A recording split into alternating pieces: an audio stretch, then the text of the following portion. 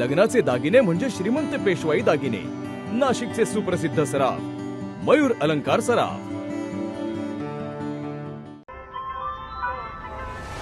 ताज्या बातम्यांसाठी नाशिक न्यूजच्या YouTube चॅनलला सबस्क्राईब करा आणि बेल आयकॉनला प्रेस करा.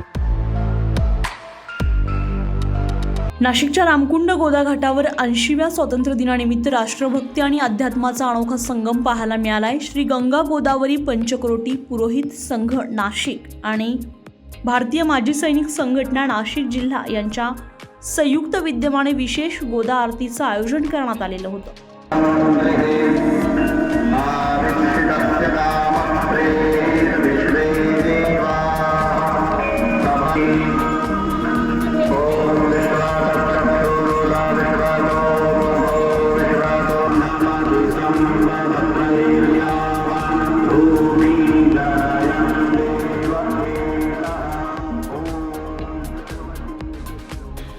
कार्यक्रमाच्या सुरुवातीला देशातील सेवा बजावलेल्या निवृत्त सैनिकांचा मान्यवरांच्या हस्ते शाल, श्रीफळ आणि पुष्पगुच्छ देऊन सन्मान करण्यात आलाय.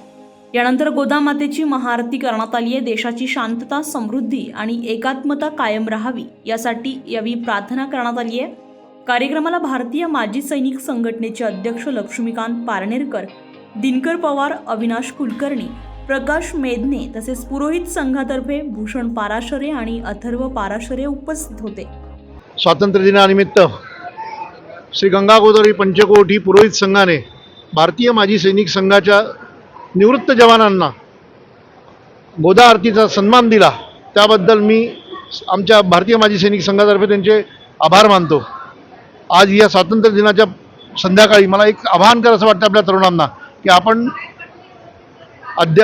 तांत्रिक आणि औद्योगिक प्रगतीकडे जात आहोत, पण त्याबरोबर अध्यात्माची जोड असेल तर त्याला एक वेगळं रूप येईल.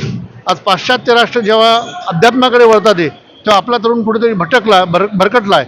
80 वर्ष आपल्या स्वातंत्र्याला झाले, पण काही परकीय शक्तींच्या पाठिंब्यांमुळे जनझीसारखे प्रकार होतात.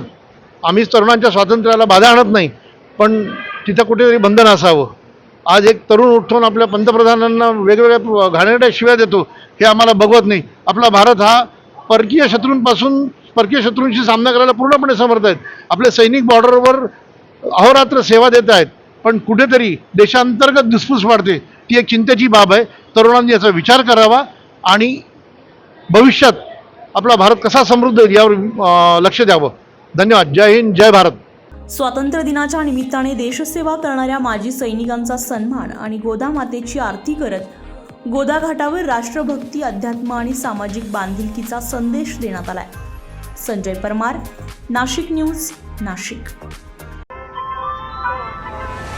ताज्या बातम्यांसाठी नाशिक न्यूजच्या YouTube चॅनलला सबस्क्राईब करा आणि बेल आयकॉनला प्रेस करा.